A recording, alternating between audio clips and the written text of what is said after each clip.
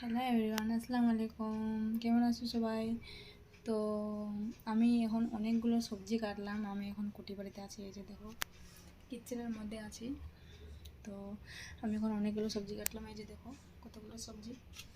তো আমি এখন বানাবো পাও ভাজি। আমি কোনোদিনও বানাইনি, তো আজকে বানাবো। এখানে একটা আন্টি আছে, ও আমাকে শেখাই দেবে।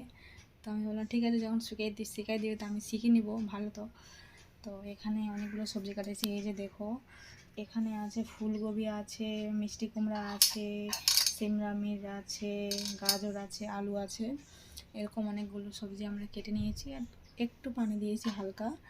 আর এটা থেকে আমরা এখন ঢাকনাটায় লাগিয়ে দিব, কুকারে লাগিয়ে দিয়ে এটাতে আমরা এখন 2 থেকে 3টা সিটি লাগাবো। সিটি লাগার পর যখন এটা সিদ্ধ হয়ে যাবে, তারপর আন্টি কেরম কেরম কী কী করছে আমি দেখে তোমাদেরকে আবার বলবো।